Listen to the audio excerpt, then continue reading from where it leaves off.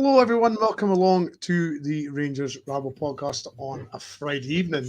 I'm your host, Brian, tonight. And tonight I'm actually joined by one that I haven't podded with is Richie. Richie, how are we?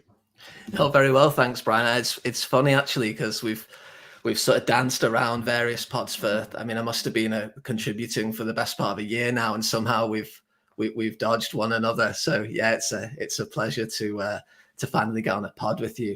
Absolutely. And it's not as if we have anything depressing to talk about either, so it should just be a barrel of laughs for the hour. Oh, absolutely. It's just been a quiet sort of few days, isn't it? Nothing really to chat about. Craig, as you just seen, will join us shortly. He is having obviously some technical issues. So thanks for everybody joining us. Get your comments in. This is going to be a pretty busy one, I would imagine. Lots of topics to cover. As I said, it's not exactly been the quietest couple of days for Rangers. So I suppose we'll start with the Hearts game, Richie. We'll just go over that quickly. A pretty turgid performance, and we got the 3 points out of a difficult arena. Yes, yeah, we did. It wasn't it wasn't a sort of prime stellar performance by any means. But I came out of it maybe slightly more positive than like some of the other forums that I've seen. I was quite surprised by the extent of the negativity. On some podcasts that I listened to, but ultimately we made it more difficult than it needed to be. We created a ton of chances, which I don't think we would have done under the previous regime. It could have gone differently, and we obviously all had that kind of that fear of something inevitable happening. But in reality, when you watch it back in the cold light of day, there weren't sort of too many scary moments in the second half. I'd love the forward line to be a bit more clinical, of course, as everybody else would. But ultimately at the moment, my mantra is just kind of get the wins. We've got so many games, so many big games in December coming thick and fast. We've obviously got the various injuries that seem to be mounting by the day. So I'm kind of all about results at the minute. And it's not accepting that there's going to be dips in performance, but I've just sort of come to terms with this is to a certain extent a period of transition for me. That's not to say that Clement's going to have the opportunity to just drop multiple points game after game until such time as he's able to make changes in the market. But we do have to acknowledge that a lot of this mess isn't his. So if I can see small upturns in like chance creation, tempo and pressing and this kind of thing, which I think I did see for periods against Hearts, then I'm mostly pleased. But yeah, the barrier to please me at the moment is probably about as low as it's been in recent history, unfortunately. Absolutely. And Craig, how are we? All good, mate. Technical issues, so I quickly appeared and then disappeared very quickly, but I'm back on now. All going well. Good. Yeah, as Richie was saying there, the Hearts game wasn't stellar. It wasn't great. We got the points, even though it wasn't. But it's funny. I thought the same as Richie. I didn't think it was as wholly bad as a lot of people have made out. No, I think any other day we'd have probably been 3 or 4-0, and like we'd all be happy because we've created. I'd be more worried if it was one of those 1-0 games where we had 2 or 3 chances and that was it, and we put one away and we struggled the last 10 minutes and Hearts have put us under a lot of pressure. I don't really think they did, and I think when the only time they really did late on, Butland come out and caught a ball and relieved all that pressure. Any other day we'd be walking away with a 3-4, 5-0 win, and it wouldn't have flattered Hearts. The number of chances that we created is just a typical game where we just couldn't put any of them away. I mean, if that one from Danilo goes in just before half time, that game's done. If that goes in at 2-0 at half time, it's game over. We come out second half and we basically just see out that game.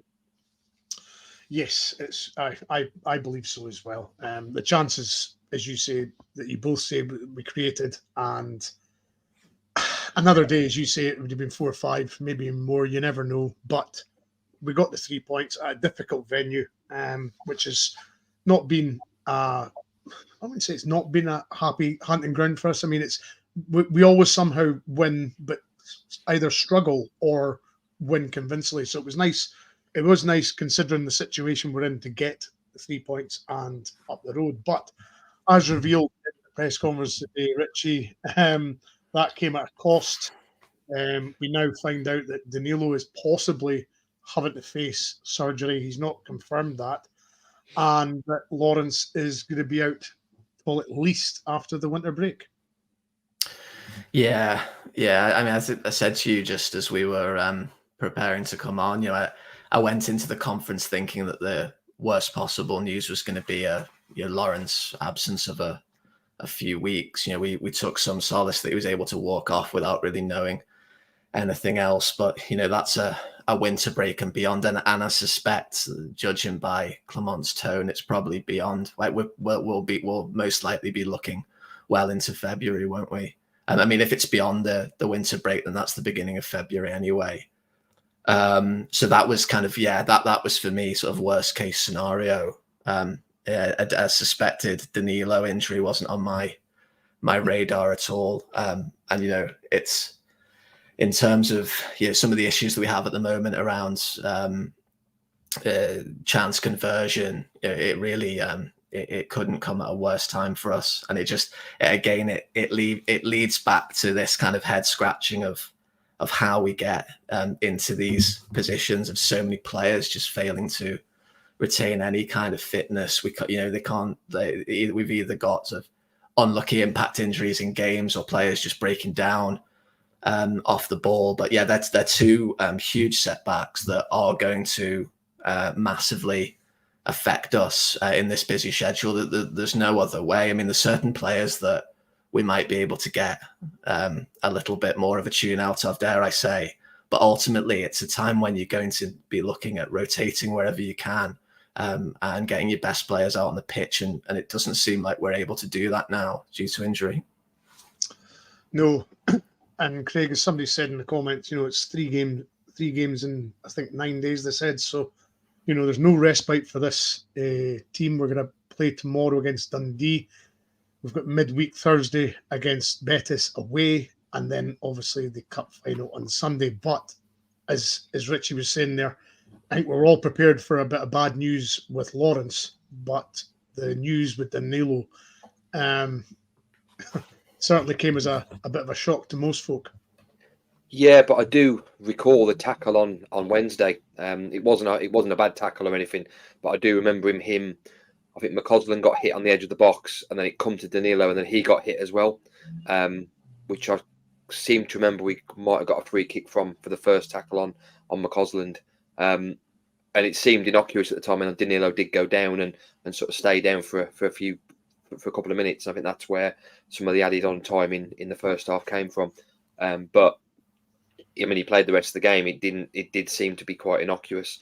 But obviously, it's one that maybe at the time was probably more of an impact injury, and then as he's come out of that, he's obviously got up maybe Thursday morning and obviously realised it's much more serious. And it's, yes, I know he got a bit of stick on Wednesday for some of the chances. He obviously should have put at least one or two away, but I was positive that he was getting in those spaces to make those chances. I'd be a lot more worried if our striker was not getting any chances per game. If he takes in 4 or 5 chances, but he scores, then happy days. So it is a big miss because the other options are not very good, injured and playing someone out of position. Those are really our only choices. And Clement, I did listen back to the press conference earlier. Outside of Clement's disappointment with the reporters, I think was probably the best way of putting it. And his response, he did seem to indicate that a striker would be on his wish list for January. Absolutely. Paul, I have seen your comment about who's starting against Dundee. We shall come to that at the end of the hour when we're speaking about Dundee. Also, the news today, Richie, that Scott Wright and Ryan Jack are unavailable again. It's almost like deja vu, isn't it? It's like we've seen this show before, and it's just, it doesn't matter how good a player they are, if they're not available for 60% of at least 60%, 70% of the games, then they almost seem like a wasted sort of player, aren't they?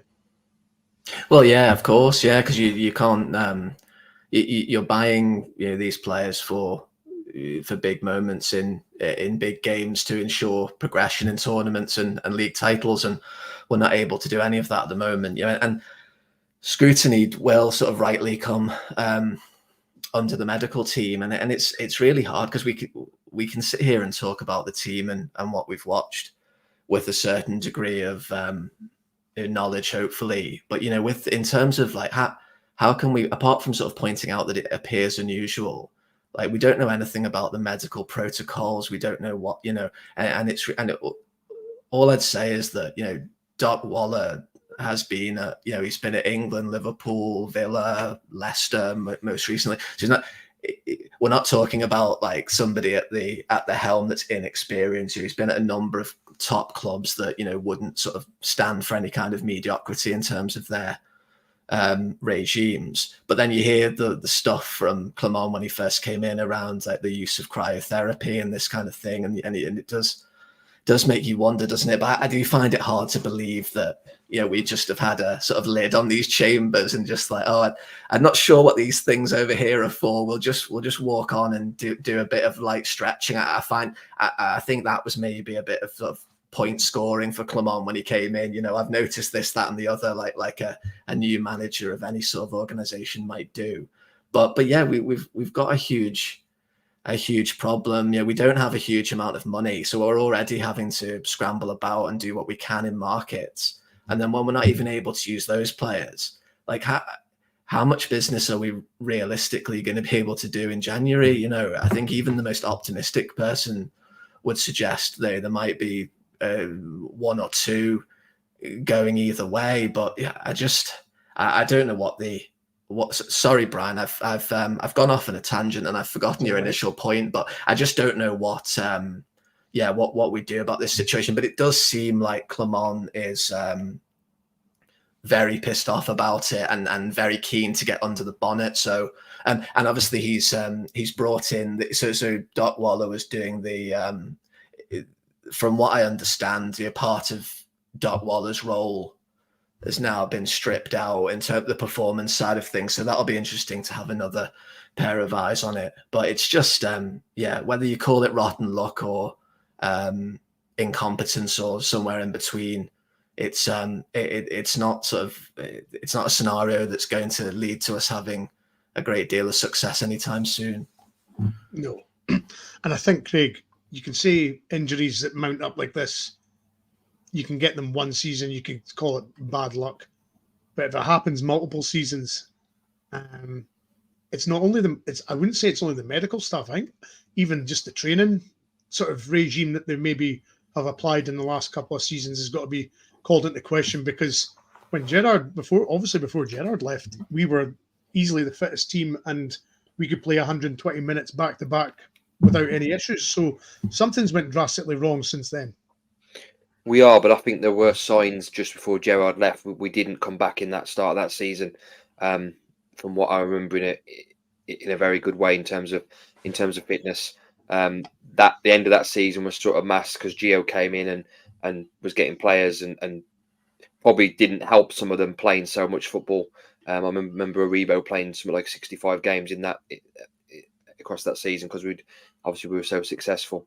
But yeah, this is something that's long standing. I mean, Clement did mention his surprise that all the players were basically following the same training regime. There was no tailored training for each player, which really baffles me. I mean, you wouldn't have Ryan Jack following the same. Use him as an example. You wouldn't have him following the same training as a Ross McCausland, but clearly that's basically what was happening. And there was obviously talk last season around. There was sort of grumblings around around pre-season. There was a lot of football work done rather than fitness work done. And I think it's something that, like you say, if this was a one-off season and we just happened to be hit by a lot of injuries, you could sort of say, actually, you know what, it's just terrible luck. I mean, a player's got injured in a game. He's got like a Hadji got injured in a match. That can happen. But when it's consistently the same players that are going down with injuries. I mean, I know Tom Lawrence has got a lot of stick in the last couple of days. Generally, before he came to Rangers, he didn't have a massive injury record, but he's been labelled with this injury-prone record because he's consistently been injured. And the one constant in that is he joined Rangers. So obviously that's where something goes wrong in that. Tom Lawrence, I do feel sorry for him because you could sort of tell that he's genuinely gutted to be out again. He was only speaking last week around he was so happy to be back, and he felt he was getting back to the swing of things, and now he's going to be out for probably a couple of months. So yeah, there's something definitely going wrong, and I think hopefully the new chap coming in from Brighton, my understanding is some of that will fall under his remit. So hopefully he can get under the car bonnet, and Clement definitely, from what I listened to his podcast, his press conference earlier, I think he's at the end of his tether talking around injuries. Definitely. And guys, if we're speaking about a certain subject and you want to ask a question, get it in the comments and do just what Paul did. Richie, Paul's asked, on a side note with the injuries, do you think it's down to the quick volume of games, not just the amount of games, but the sort of this, there's not much time in between games, and the obviously the volume of it as well, because it's been quite quick and a big turnover of games recently. Yeah, absolutely. Yeah, and I think that's a really good point that Paul's made there, because you see it, and I think Timothy in the comments as well pointed out like the difficulty that some of the EPL sides have. So it's across the board, and it's particularly the sides that are playing European football. They've got games every 3 days for prolonged periods, and it's not the old kind of, oh well, they can't. It's just turning up and playing football. I go to work 5 days a week. We're not. That sort of thing's gone now, isn't it? You're talking about you're tuning up athletes for peak performance, and things can go wrong when they're playing in these prolonged periods. I mean, I haven't actually looked at any injury data from the EPL, but you just see. Just following it anecdotally, you can see that Brighton have had several issues this year. I mean, it happens to be their first year playing additional games in Europe. It might well be that it's those squads that don't necessarily have the luxury of being able to rotate. You don't tend to notice it quite as much at some of the bigger sides, but maybe they're just able to consume some of that with replacements in most of their key positions. But it's something that needs to be looked at. Several managers have complained about it, and in England they don't even have a winter break, do they? As far as I can, although they haven't had, yeah. So that's something, but it will only go so far, because it doesn't do much good to you if you've got players on sort of medium to long term injuries. Having 2 or 3 weeks out, it's fine, but for recuperation, but in a lot of occasions the damage is already done. So no, I completely agree. Yeah, that's exactly right. There needs to be a review of it, and because everything's just about the consumer now, isn't it? It's all about just action coming thick and fast. Let's get everything on the television, and that's all that seems to be the driving force behind everything. So. Or maybe not everything on the television when it comes to the SPFL, but that's a different debate. So yeah, I completely agree with the point. It needs to be looked at. Is there going to be, what needs to happen before there's the kind of motivation for people to look at that? I'm not sure, because a lot of the managers of the sort of bigger or more high profile sides in England seem to complain all the time. Klopp's always at it, isn't he? I don't know, but if it carries on as it is, you're going to have teams eventually like barely able to field a starting lineup, which is not good for anybody. So yeah, I agree. It needs to be looked at. Not sure when it will, but yeah, spot on with the comment. Yeah, I mean, as Paul said there, the player welfare, Craig, we've got to remember, I suppose, these guys they're not robots, and they're meant to, produce high quality. Used to be back in the day, it used to be a high quality once a week, with the odd midweek thrown in there. But it seems to be now, if you're in Europe, it's Tuesday, Wednesday, Saturday, or Thursday, Sunday for several weeks in a row.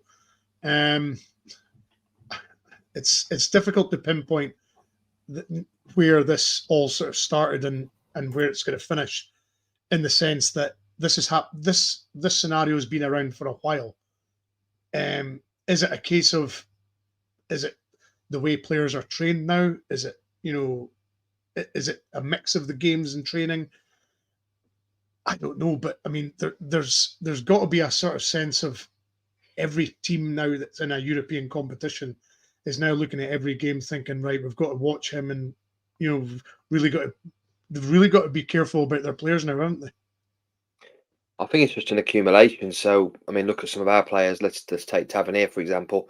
He's probably played midweek, weekend, midweek, and weekend for 4 or 5 years now. So the older he gets, the more likely he is then to get a knock or to not be able to do it to his full extent. Now, that comes down to a combination of the injury. Also comes down to him and the club not managing somebody like that better.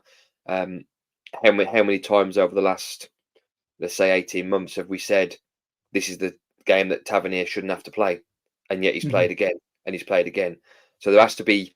I do agree that there's an element of player welfare, but sometimes the players have to take a step and go, actually, I need a rest this week, and I know that's difficult for them to do that, and they want to play every single game, but there has to be someone where the club and the player agree and go, actually, at this stage you don't need to be playing. Like tomorrow, James Tavernier does not need to be playing against Dundee.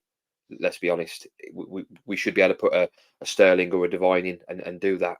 But there is a bigger impact on length of time. I mean, playing 40, 50, 60 games a season as a one-off is not great. But when you're doing it 3 or 4 years in a row, as you get older, it's not like Tav's in his mid-20s.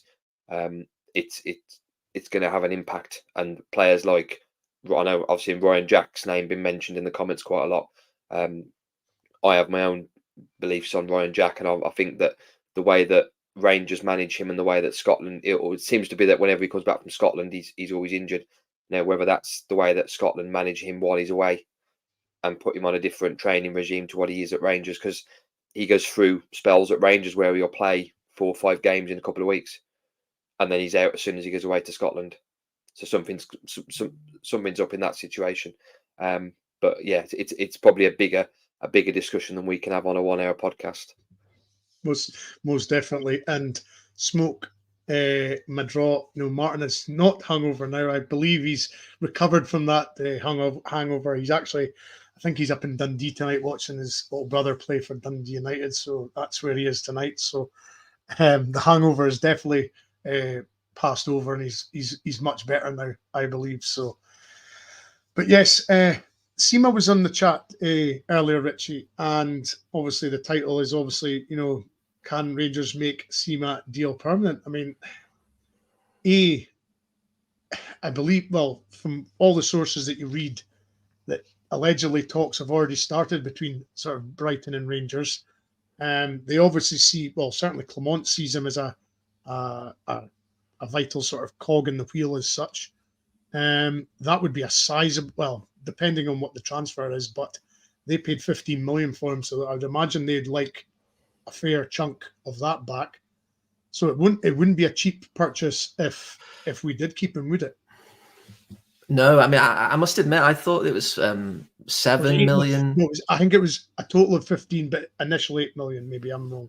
Okay, because I was thinking of the 8 million or 7 million, thinking that would also be a sizable chunk, to be honest. So the point's probably 15, still relevant. Yeah, yeah, absolutely. And what are talks? What is it? Would you be willing to sell Sema to us for 4 million? No, I suppose they've initiated talks, but I don't know.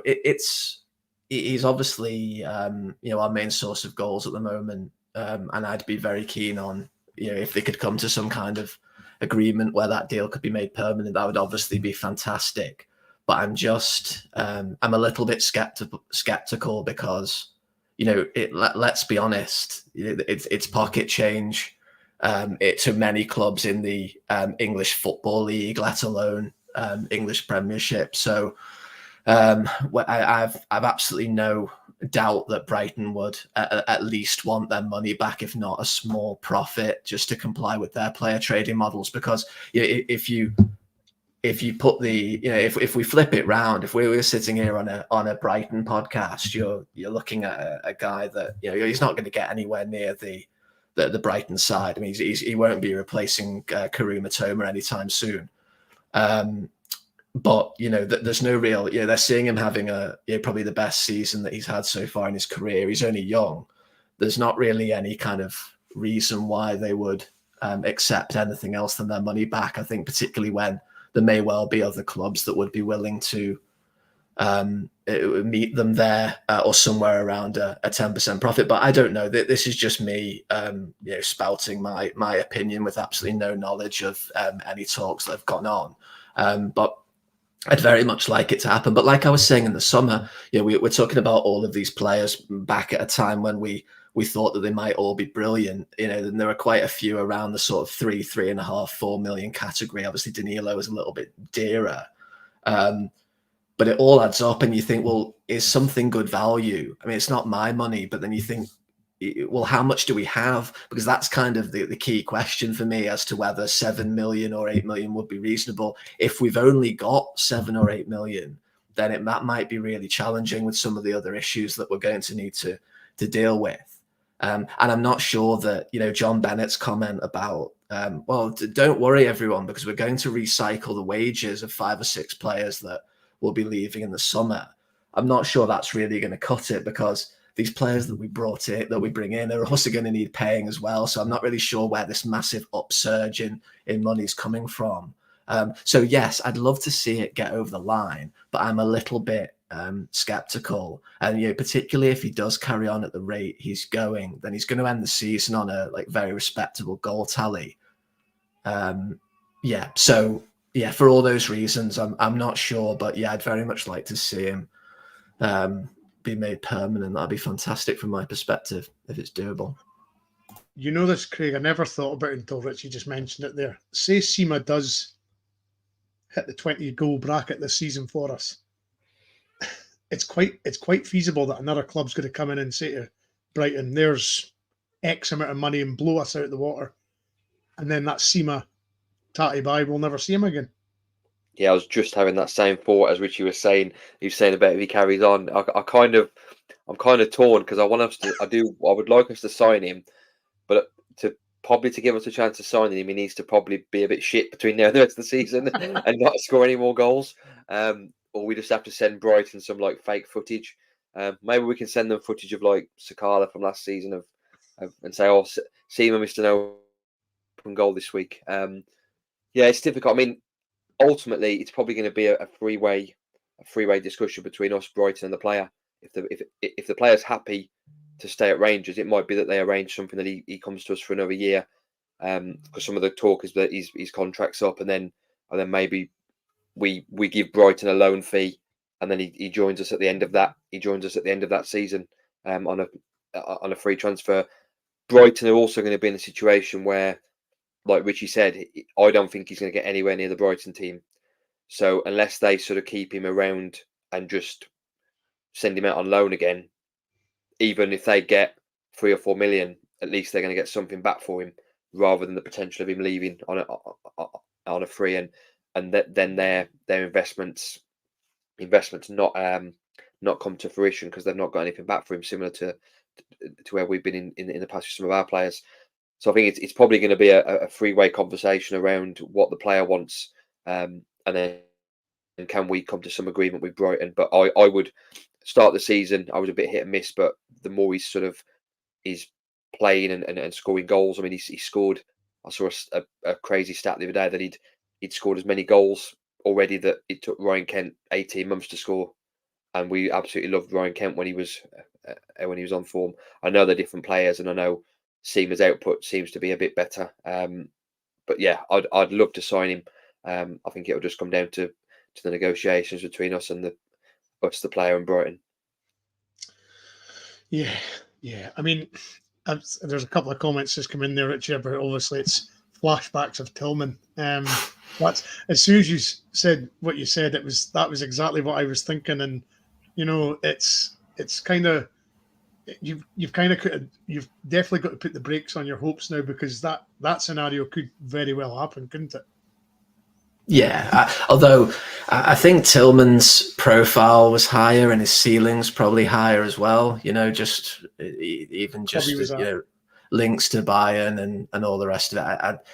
I get the point, but no, I think it's slightly different with Sema. But I like I said, I think the main stumbling block is that 7 or 8 million is such a small amount of money to so many clubs that might want to just take a punt on him as a even as a rotation option. I mean, it really is. And again, we're down to being hamstrung with finances until we have sustained periods in the Champions League, 2 or 3 seasons of qualification and getting some results. That's the only way that we're going to improve our finances, unless John Bennett can do a bit more tire kicking or whatever it is that he was doing, looking at under the couch for the 10.5 million. So yeah, I don't know. We'll see how it plays out, and they might be able to make an exception. We don't know exactly how much money they've got, but I suspect it might be a difficult one. And again, I'm just wondering myself, does he appear better because all of the other signings apart from Butland have just been like such dog shit? I don't know. Maybe there's a little bit of that as well.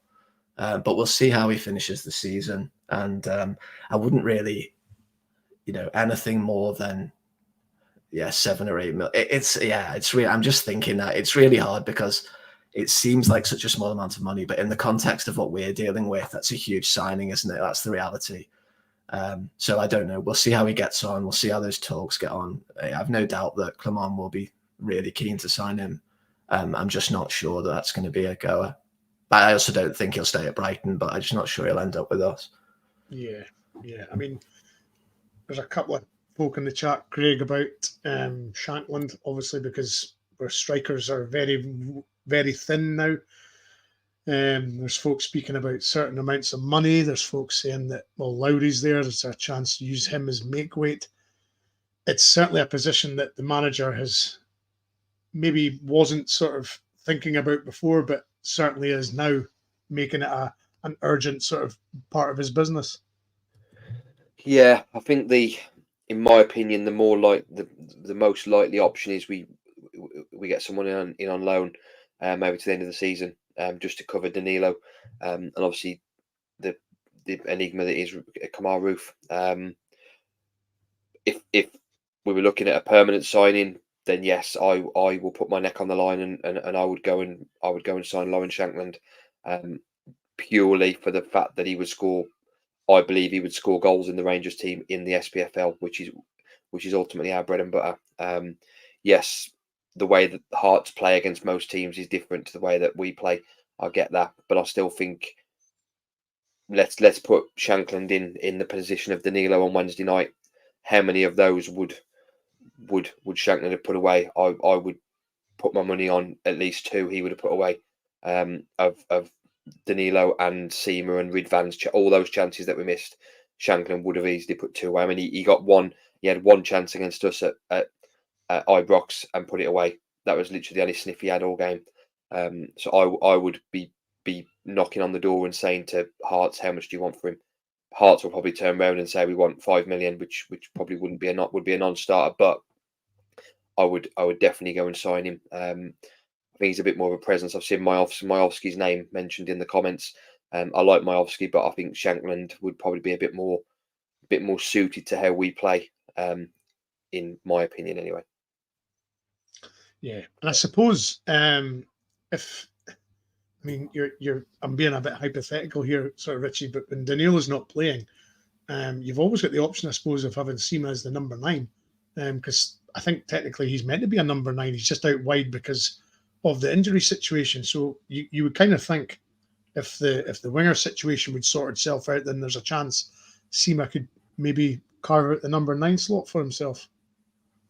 Yeah, this is the current debate as to whether, and it will only strengthen with the news of Danilo being out, whether we could transfer his goals into the centre of the park and then it would free up a place for Matondo potentially. I'm not so keen on it. I don't think A lot from what I can see anyway, a lot of the strength that he brings to the team is in transition. And we'd lose a lot of that. I'm not sure how good he is with his back to goal, bringing other players in. So, yeah, and Clement in the press conference alluded to not even having tried it in training. So I don't think we're going to, unless he's being very coy. I don't think we're likely to see it anytime soon. It will continue to be talked about as long as he continues scoring goals. But my own opinion on it is that he's doing just fine for us out on the left, and we just keep him there. I think it's more important to try and fix some of the areas that aren't working rather than sort of potentially create another problem by, shifting somebody out of a position that seems to be working.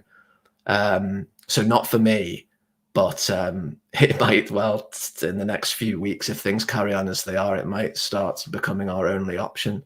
Although I hope not. I much prefer to see him on the wing, doing what he's been doing, and having those that are supposed to be playing centrally for Rangers at least, actually doing what they ought to be doing. But yeah, we'll see how that plays out. As I say, I'm sure that the clamour for it's not going to go anywhere, particularly if the strikers or more conventional strikers carry on playing as they are. Yeah. Give us a quick, give us a quick sort of rundown of, I'll ask a quick question. I just want a thumbs up or a thumbs down, if you would be for Shankland or not. Simple thumbs up or thumbs down. I'll know what you mean if it's just that. Just to get a quick sort of look at what everybody's thinking. Is it a sort of is it a move that most people would like, or is it simply not? Is it just a few people? But it seems to be a lot more than not, Craig. And it seems to be building now, as Richie said, that with the news of Danilo. Yeah, I've seen people talking about looking at Majovski, and he's a younger player, so we get more money from. I think sometimes you have to. Yes, I get there's a player trading model idea, but I think sometimes you can't have every single player being 21 and with that upside, you need to have some players that are experienced. Shankland's Scottish, he would fit that quota for Europe. Hearts play differently, as I mentioned, but he would score goals in the SPFL, which has probably been our biggest issue this season, maybe more keeping them out. But that seems to have shored up a little bit over the last few weeks. Our biggest issue has been scoring enough goals. The other side of the city score 2, 3, 4. We get by, and if we score 2, then we're pretty happy. So for me, it's on the right deal. For me, it's a no-brainer to bring somebody in that would score.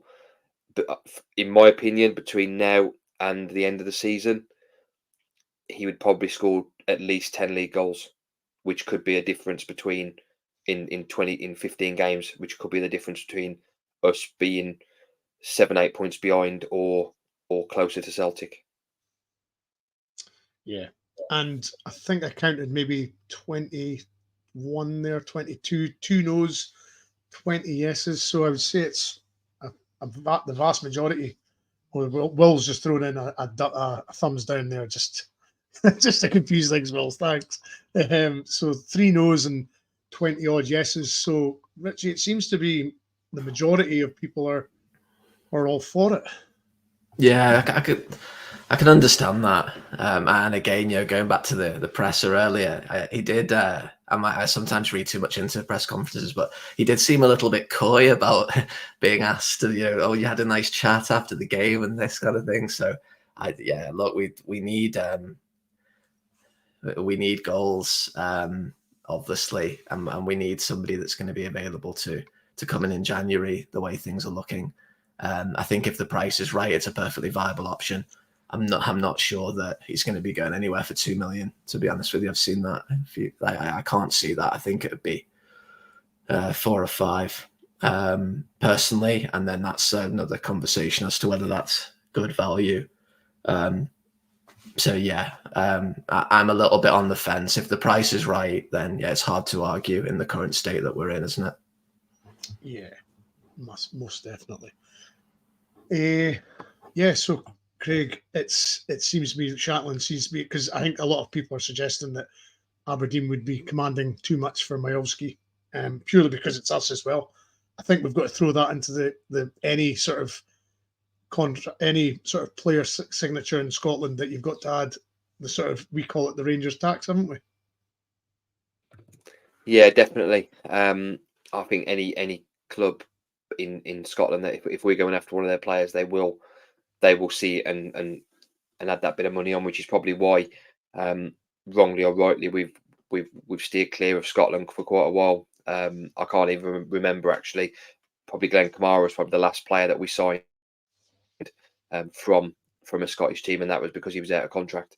So yeah, I mean, I do think there are players in Scotland that we should be looking at. I know it's been mentioned before.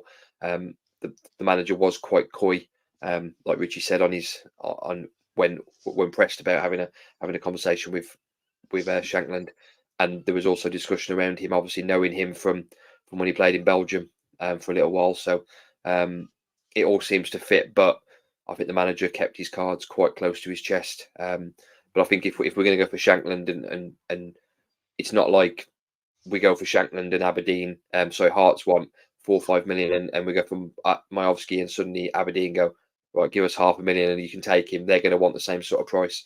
So it's basically a way up of what deal can we do and which player would be better for us in the short and long term.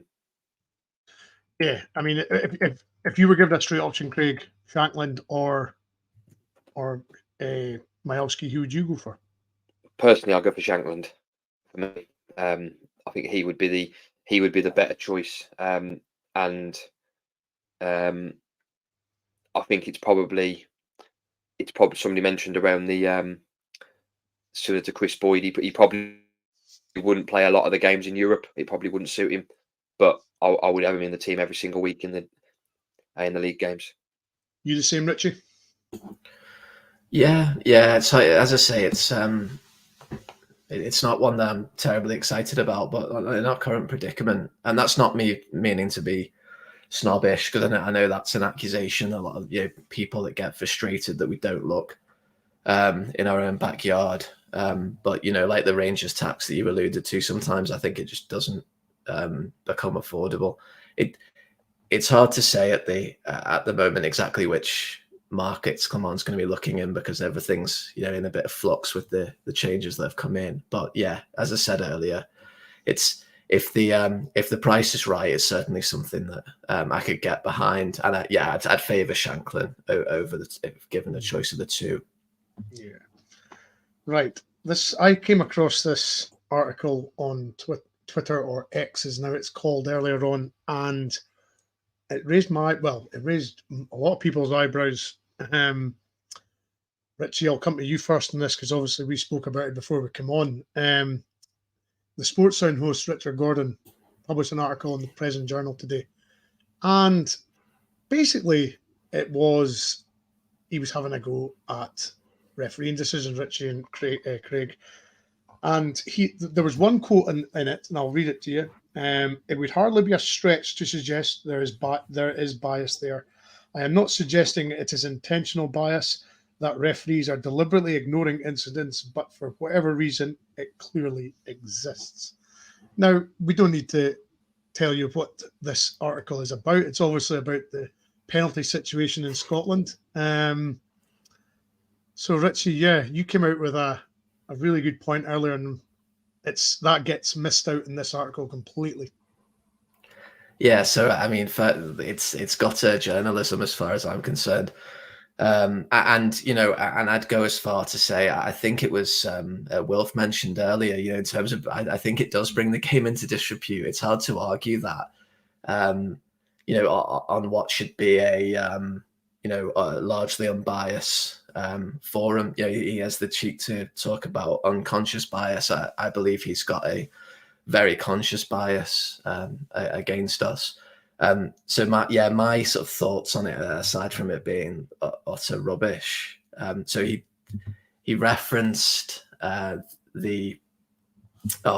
number of penalties being perfectly logical because of the amount of time that we spend in the opposition half attacking, in the final third, but then completely ignored the fact that we haven't conceded a penalty for 60 odd games, however many it is. But you can apply the exact same logic that the opposition don't spend anywhere near as much time in our final third. You're looking at free kicks pumped into the box, corners.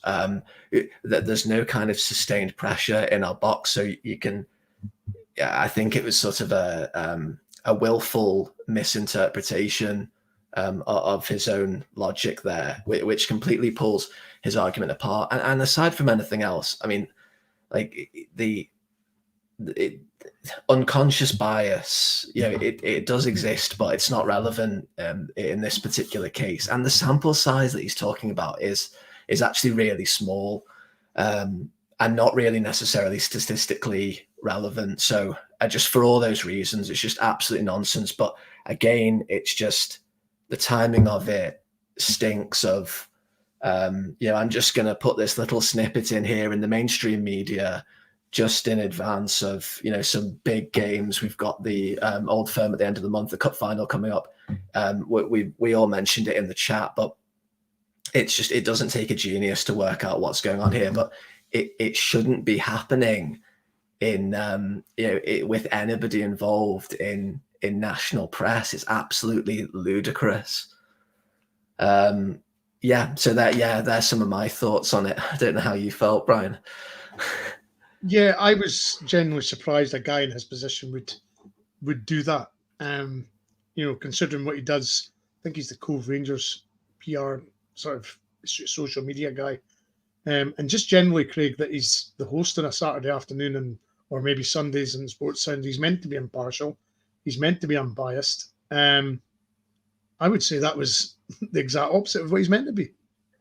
Yeah, it also doesn't help when you've got managers coming out and saying it's not a good look for Rangers to get a 90th minute penalty from VAR when it clearly was probably the most blatant penalty you're going to see. I did see that, and my immediate thought was clearly there's obviously a couple of important games involving Rangers coming up in the next few weeks. Richie's spot on. I mean, the argument that we get more penalties because we spend more time in the opposition's box then would also relate to the opposition. If they're barely in our box, then they're not going to get penalties. My argument would also be if he's actually watched most of Rangers games this season, he would see how poor we've been at defending. So it's probably the fact that we don't get anywhere near the attackers to be able to give them a penalty would probably come into it as well. Yes, giving free kicks and sort of free kicks and corners it seems to be our Achilles heel. I mean, how many times have we said that we're so bad at defending set pieces? So maybe that's where if we're a bit better defending at set pieces, we probably would give a few more penalties away to probably get a bit closer to the opposition. It's just it's big bad Rangers again, not getting any more, not getting any penalties given against them, and they've had more penalties than we've been given, and if they're given, I don't even know how many penalties they're giving away. Maybe teams should try a bit harder to attack us, and then they might get a few more penalties. Exactly, very much my thoughts. I know that wasn't purely Rangers, but I generally felt that was a slight on our club, and I thought that it needed discussing and spoken about, because I really think that was poor, and I'm quite surprised a guy in his position would put himself in that situation where he's, said that sort of things. So but we'll get back on the Rangers. But it's really that really boiled my blood. So, John Park Ritchie has left the club. Is this a sign of the director of football flexing his muscles and getting his own people in the building? Yeah, seems to be, doesn't it? Yeah, he's getting. That didn't take long. No, getting even before the sort of formal appointments begun, even so, yeah, it appears like he's getting his sort of ducks in a row in advance of January, and you can't argue with it, can you? For a number of reasons, but I'll focus on the performance side. So much criticism has been thrown at Beale, and absolutely rightly so. He was seen to have been sort of taking responsibility for the transfer activity in the summer. You know, there was all this the talk of him, you know, flying out and looking in players' eyes, but you know, there must have been some kind of internal sense check on what was going on. You can't tell me that he was literally just given a budget and said you can do with that whatever you like, and just let us know once they've signed, and we'll come in and shake their hand. You know, it's not how it works. So scrutiny should also have been landed at, you know, the scouting department.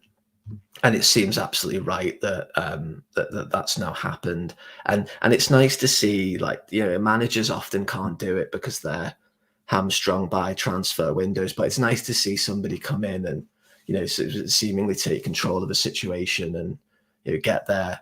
It shows a sense of authority, and you know, that they have some kind of clue of what they'd like to achieve, a strategy or vision. In general terms. So yeah, good to see from my perspective for a number of reasons, not least your previous associations. So yeah, we'll see what kind of team assemble, and we'll see what kind of weird and wonderful things they come up with in future transfer windows. Yeah, I mean, Craig, I wasn't expecting the head sort of scout to go so quickly. But I like, as Richie says, I like how the director of football's acted. He's taken stock of what's happened recently, and he's decided, well, I'm not liking what I'm seeing. Change is needed. Yeah, I'd imagine that wouldn't have been his first port of call. I'd imagine that would have been the discussion around him joining. Will I have the ability to make my own changes and bring my own people in? Clearly, it hasn't worked with John Park. Obviously, I think experience and history tells us that some of the signings just haven't been good enough. So I think for me, it's a good sign that the new director of football is coming in and putting down a marker very early. And I'd like to think that that long may that continue, and it can only be a good thing. I mean, yeah, like Richie said, he's got 4 weeks till he actually starts the job officially. So it's a good sign that he's already starting early. I suppose, Richie, that's another sort of point that the scouting network is, for me, failed us for quite a while, isn't it? Yeah, you can't hide from it. You can't hide from it. You can't argue with it. Our activity shows that, doesn't it? You know, you ultimately in those kind of roles, you should live or die by the success of a player trading model if you've supposedly got one. And you know, we've all talked at length about that. So yeah, it will be interesting to see how things play out over the coming weeks and months, and to see if we do start, you know, looking in some markets that it seems that we were unable to do so before. I know it's not feasible to have, like, you know, scouts on the ground everywhere, but this idea of sort of relying upon your reports from people it just seems quite amateurish to me. And like it's a shame that Kerr isn't on today, because like he could give us like really good insight of like under the hood of like how these scouting networks work. But from speaking to him, you know, it seems like we're very limited in the networks that we were looking at, and largely we were just relying on, you know, reports that would come in by email or whatever, rather than being able to actually have people on the ground, you know, looking at activity in some of these areas. So yeah, it can't be any worse, and it needs serious reform. So let's look forward to seeing what happens there, shall we? Yes. And Paul, I believe there's a director for the women's getting appointed soon, so that will be happening very shortly. But Craig, your point on the director, you know, the scouting network, it's just been, if you take 10 signings, one worked. And frankly, you certainly need over 60-70% of your signings to be a reasonable success, don't you? Yeah, I mean, look at this season. I think with the only Sema's probably on the fence, probably more into positive, but the only one that generally has worked out this season is Jack Buckland. Mm-hmm. And we signed 8-9 players in the summer, so straight away you're down to 10 10-15% success rate, which is far from good enough. Yeah. There are some players that in hindsight should never have. I mean, hindsight's a wonderful thing, but should never have been signed. And if we could go back and I think more scrutiny should have been had over that. Fans had a prime example in the week where they could have brought that up, and it seemed to go by the wayside a little bit. So for me, yeah, there's real reform needed, and we probably should have had, in a perfect world, we probably should have had the director of football in earlier. But whether we would have got this guy in, if we'd been looking at him before Clement or before Beale, who knows? But hopefully, he can have some of the same success that he would have had at PSV. You know, it's funny. Craig just private messaged me there, and he asked a similar question to what Richie had before we started. So we'll come to that. The AGM, Richie, you had a bit of a bee in your bonnet about before we started, purely because some of the standard of the questioning, the lack of, how could you put it, accountability that the board seemed to have, wasn't very impressive, was it? No, not at all. And it's it's a running theme. Like, I know it sort of becomes a bit of a joke, you know, around sort of apartments in Seville and ticketing and everything else. But I mean, these are obviously big issues to the people involved. But you just think that, you know, personally, like if I had an opportunity to ask a question at a forum like that, you'd be kind of you'd be thinking about something a bit more sort of meaningful to the wider audience and all of those listening.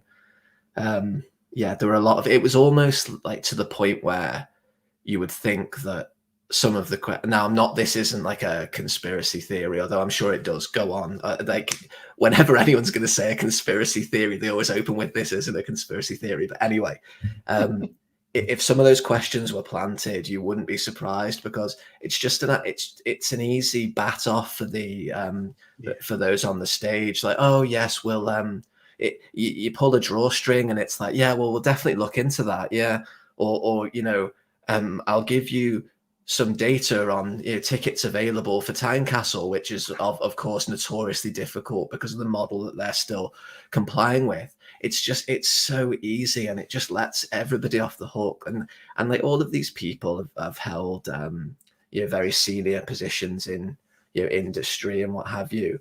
So they're all very comfortable with you know, fielding questions and spouting nonsense at times. But it just feels like we don't really give them the opportunity to to answer anything meaningful. And then there was the bloke that stood up and, you know, was passionately talking about net zero, and I mean, you couldn't really you couldn't write it, which just makes me think that some of these things, you know, there has to be some kind of a plant or something just for it. But it's the same.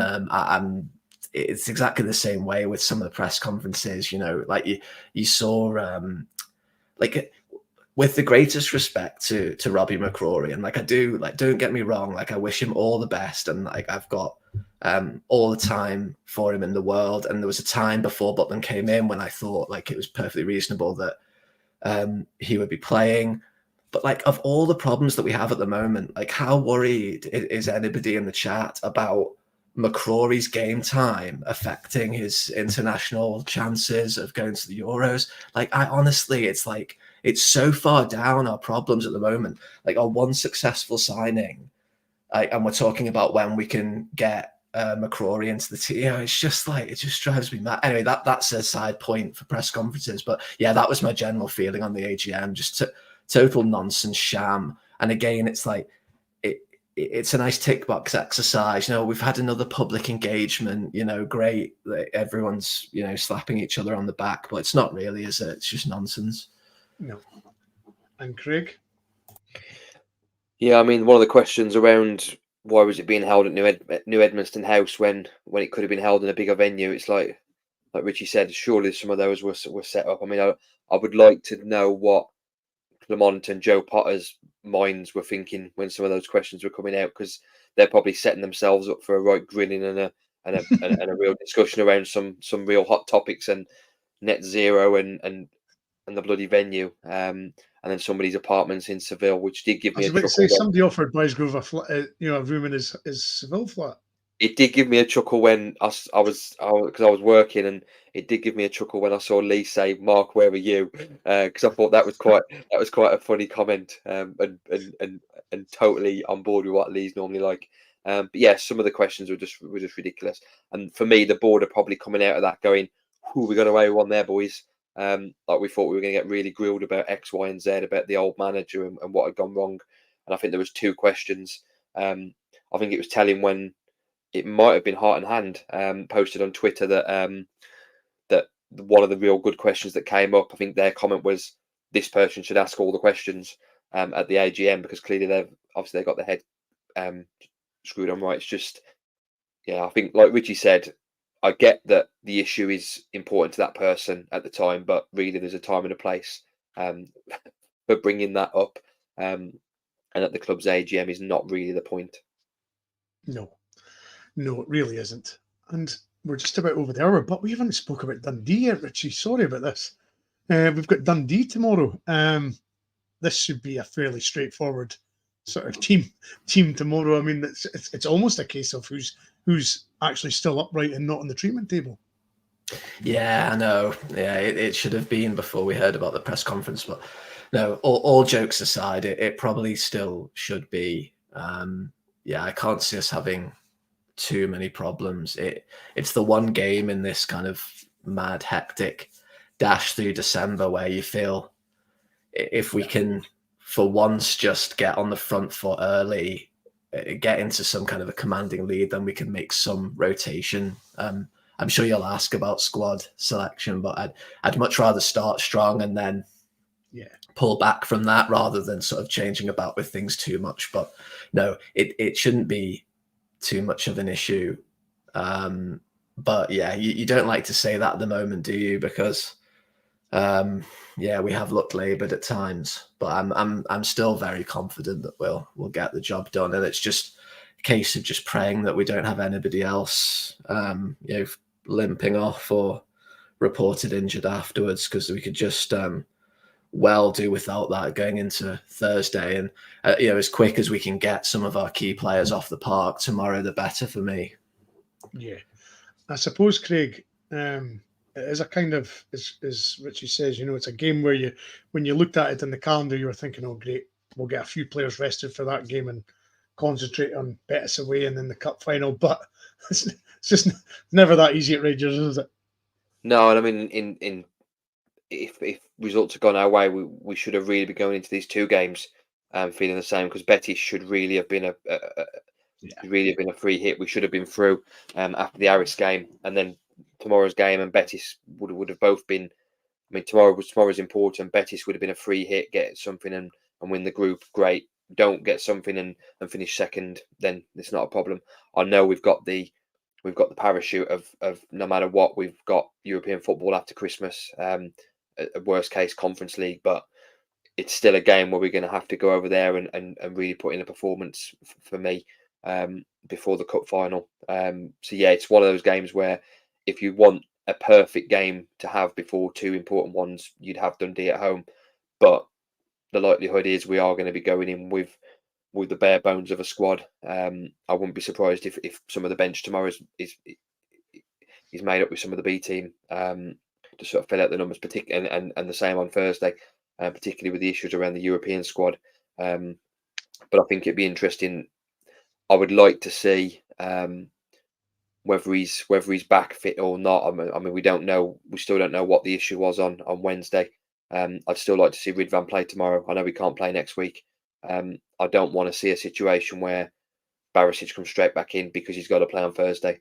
I thought, and I know he's been given some stick online, but I was actually impressed with Ridvan on Wednesday. I thought he did really well when he played, and I think he's a much better option. And hopefully, once we get the group stage games out the way, Clement can take apart this European squad and put some actual thought into it rather than just throwing names at a wall.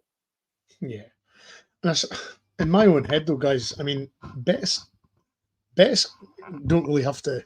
I mean, they're at home. They could basically control that game and play out a draw if they really wanted, and not really, because if we were at full strength, then it would be a different issue. But I think Betis could even just take their foot off the complete gas, and both teams could just play out a nice draw. And I mean, I don't know. It's certainly a game that, as you say, Craig, we should have, and probably definitely should have been coasted and already qualified. But there we are. So Dundee tomorrow, Richie. First goal scorer and a score prediction, please. Everybody else as well, if you can get them in. I'll say Dessa's 3-0. Craig? I will go James Tavernier penalty, just to get that whipped up again. And I'll go 4-0 Rangers. What did you say, Richie? 3-0 Dessa's. I'm going to be slightly more pessimistic. I'm going to go 2-0. And I'll say Sima.